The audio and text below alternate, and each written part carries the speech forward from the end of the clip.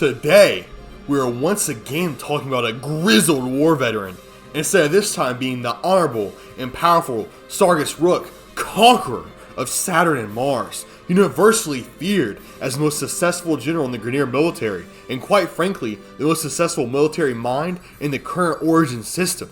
We are talking about a veteran with perhaps even more respect than Sargus Rook, however without the fraction of importance, power, or relevance in the grander scheme of things. That's right, guys. Today, we're talking about the mysterious and confusing existence of Lieutenant Lek Krill. I honestly believe that Lieutenant Lek Krill and how he's packaged in the game makes him one of the most interesting characters in the game, and honestly even more mysterious than someone like the Man in the Wall. Because even though Lek Krill's reputation is well known and he makes several appearances throughout our boss fights in the game, there is next to no lore or information relating to him. Today we're going to be talking about the war hero, the little we do know about him, and then talk about some theories that I either came up with or saw while doing research on him.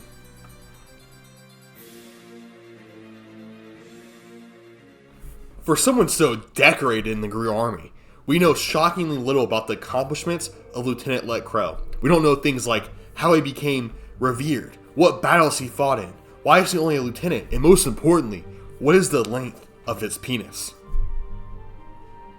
I mean, we have at least this much background information on every other enemy in the game, besides someone like the Sergeant, who is literally just an unnamed Sergeant, and it's really confusing why he has a boss fight, but it doesn't matter. The Sergeant is very different from someone like Krill, who's a named war hero. Krill has been involved in 2 operations, or not even really involved in, just kind of mentioned.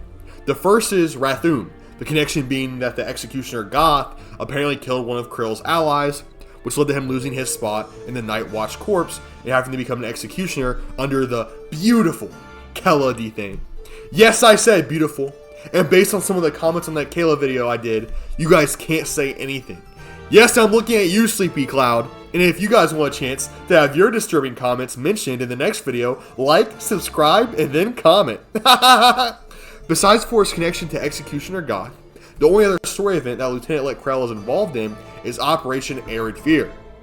His only involvement is Captain Vor ordering him to come with him to defend the Grineer settlements on Mars after they were discovered by the Tenno.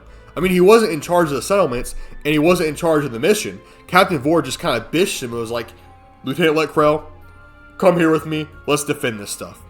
And while Captain Vor is pretty high ranking, he's one of the lowest ranked named Grineer enemies. And the fact that Lieutenant Lek Krill just has to listen to him shows a lot, really showing how little power he actually has in the grand scheme of things. I mean, the hierarchy of Grineer in the videos I've done goes the Twin Queens, Counselor Vahek, Sargus Rook, or Talregger. I'm not really sure which one has more power out of those two. Then Captain Vor, and then lowest on the totem pole is Lieutenant Lek Krill. I'm not really sure where Kella ranks here, but I don't think that she's really considered part of their military hierarchy. However, something interesting is that Talregger at some point mentions is that Lieutenant Lek Krill oversees Mars and that he's generally considered in charge of it, even though he's still overranked by everyone mentioned already. So maybe he's just like the lowest totem on a very high ranking pole.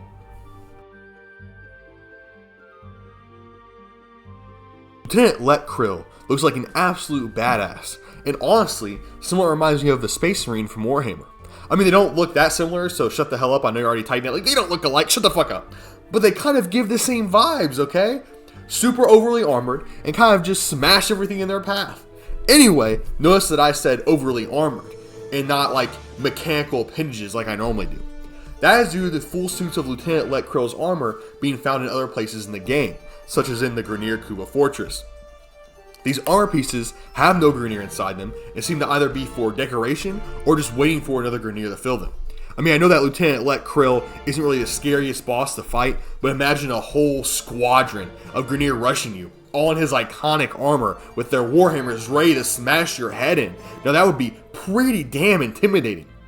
Anyway, the reason that his armor deserves its own section in this video is because a popular theory that I found on the internet floating around about him is that he actually isn't a war hero, or at least he isn't the same Grineer who at some point was said war hero.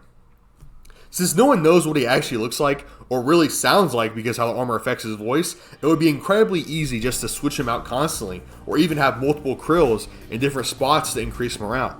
This possibility would also explain his relatively low rank, especially for a named enemy. I think this theory has a fair amount of merit since he doesn't really tell us who he is and we don't have a lot of interactions with him, but he's still somehow revered in the Grineer Empire. Not to mention, it would make sense for Captain Vor to drag him around to boost the morale of soldiers defending their settlements. I mean, all in all, this theory suggests that he's more of a mascot than an actual important figure in the Origin system.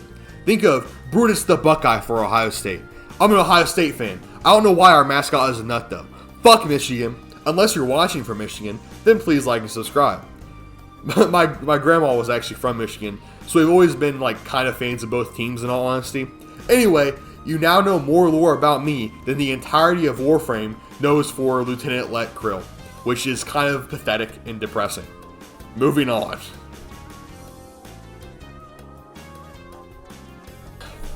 I really hate to end the video here. I mean, I'm not even sure if I've hit the 8-minute mark for mid-roll ads yet, but there's just so little to talk about when it comes to Lieutenant Let Krill that I have almost nothing left to say. I honestly really hope that we get more lore surrounding him soon, and maybe even a chance for him to be involved in a future operation. Look, I mean, I don't need him to have some huge role with a suddenly insane amount of involvement in the story, but I at least want to know why he's so well respected and why he's considered a war hero. I mean, just a tiny little piece of lore would be nice, kind of like how we know Sargus Rook conquered Saturn. It's not much, but something that builds the story of a character and makes you understand why their name carries so much weight. Maybe even if the theory that Krill is more of a mascot than a person is true, there could be a short little quest unmasking that fact to like hurt the Grineer morale or something. Look, I don't really know what they should do with him, but I'm also not the person who created him 11 years ago and has since done absolutely nothing with his character.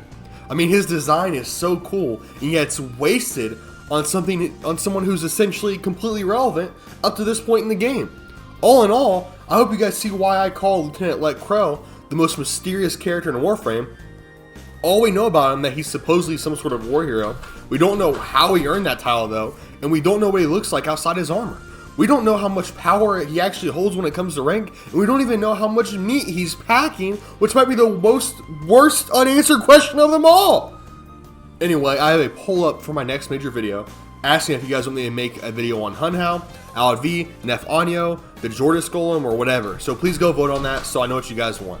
Obviously, this isn't a major video, but instead just something to hold us over while I figure out what I want to work on for a longer video. And this also kind of completes my named boss Grineer lore videos. I'm pretty sure I covered every named Grineer at this point that's like actually in the game. Anyway, if you enjoyed, please like and subscribe. I would really appreciate it. I honestly want to make this my career someday, and I know that sounds like such a corny thing to say, but all the support I'm getting recently from you guys makes me believe it's actually possible. Also, I've been debating making some Warhammer lore videos, particularly surrounding the new game, so if you want that, please let me know. Finally, I hope you guys learned something new. Stay blessed and stay safe out there. Goodbye.